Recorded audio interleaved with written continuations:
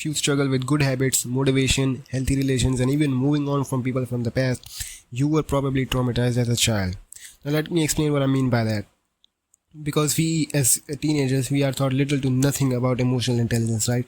Like especially where I live in Pakistan, I wasn't taught shit about trauma and insecurities and all that.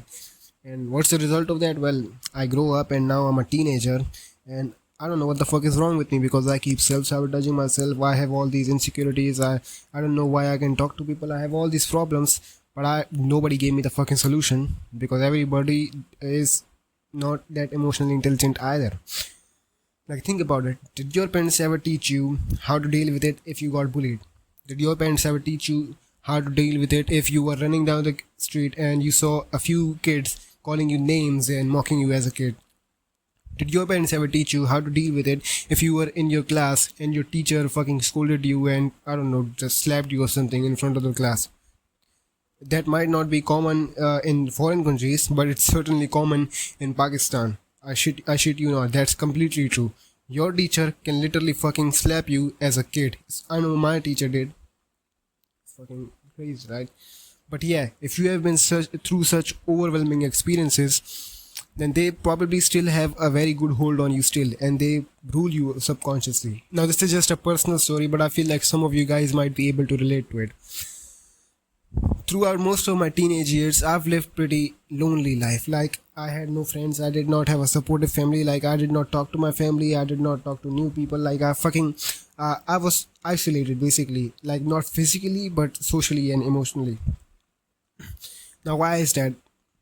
I back then did not choose to live this way. I literally had no other choice.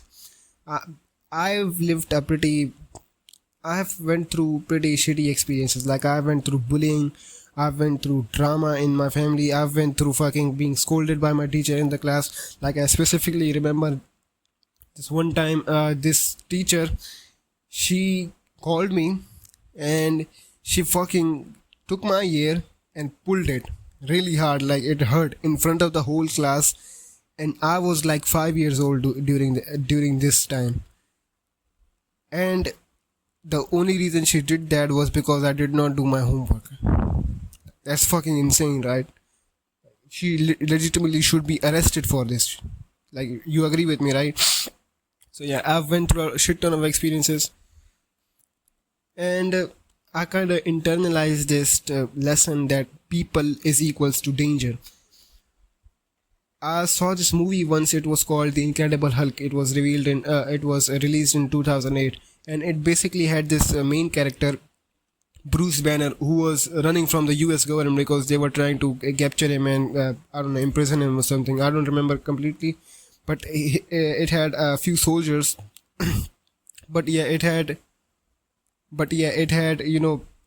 the army trying to take him down. And I remember this one scene where he's like completely locked in an aisle, and there's like a bunch of soldiers around him, and they pointed their guns at him, so they're about to shoot him or do something, and he turns into the Hulk and he just basically kills them all and gets the fuck away from there. Now to a child like me, Bruce represented myself. Bruce represented me, the innocent child that was running from everything that was being thrown at him consistently. And the Hulk represented something else. It represented the thing that protected him. And I looked at this dynamic of Bruce running away from things and trying to protect himself, and the Hulk coming out and massacring everything that's trying to hurt the Hulk. So I was a child and I looked at this and I was like, Hulk doesn't look like a monster to me.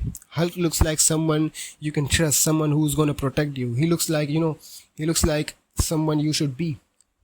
And so I had this idea that if you want to be emotionally secure, if you don't want to be hurt again, if you don't want to be hurt by people, you should be the most dominant, the most strongest, the most masculine, like the Hulk.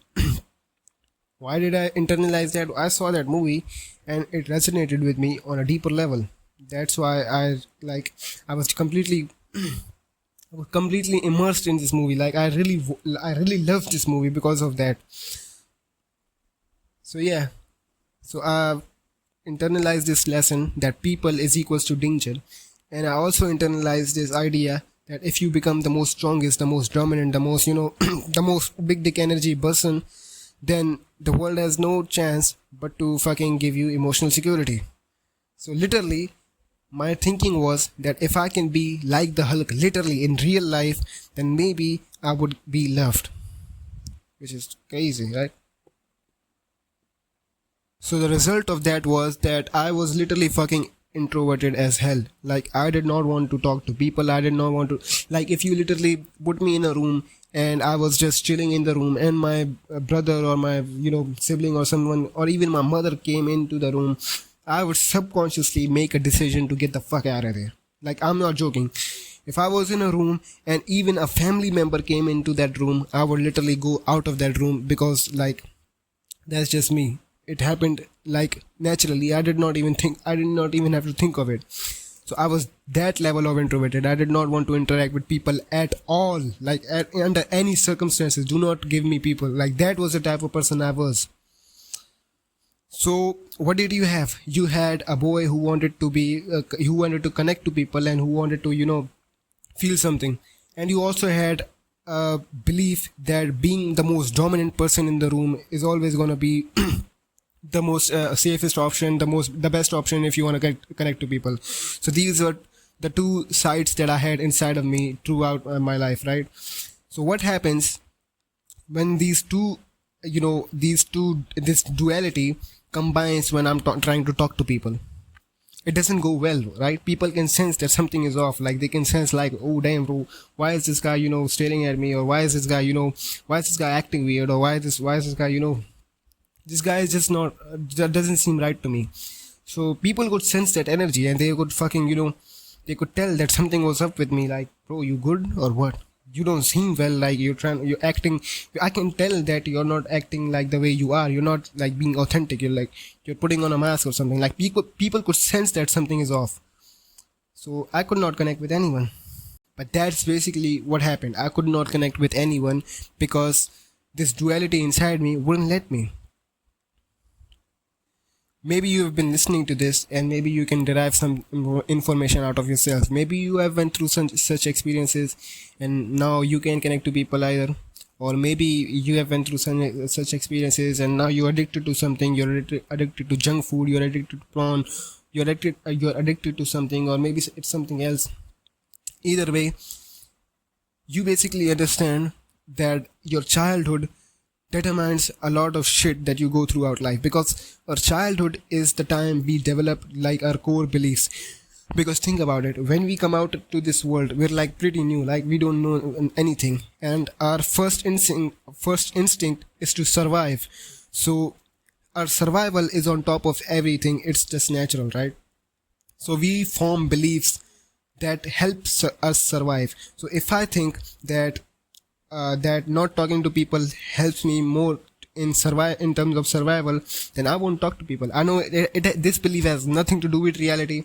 These people don't even hurt me. But if you're a kid who's in a classroom and you fear that these other people are gonna laugh at me, that's survival, right?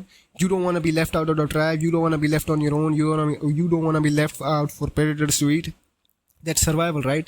So if I'm in a class and I am mocked and I am fucking clowned by the other people, or I am scolded by the teacher, that signals to me that I am not in the tribe, and so that is equals to danger, right? You basically understand what I'm trying to say, right?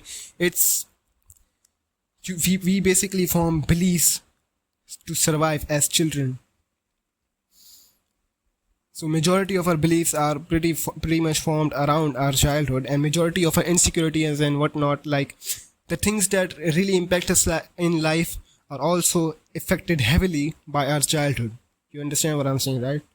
That's why some people are naturally just more confident and more, have a higher level of self-esteem, because they grew up in a society where they were loved by their parents and their teachers were all very supportive people. So they grew up to be very, they have this belief that love is abundant. So they don't really care about, social anxiety or anything like that, or any addictions. They're just naturally, it's their baseline to be a guy with high self-esteem. So they're like that naturally because they grew up in an environment which supported these beliefs inside of them. So yeah, that's how childhood works. It basically shapes how you live your life if you don't deal with it.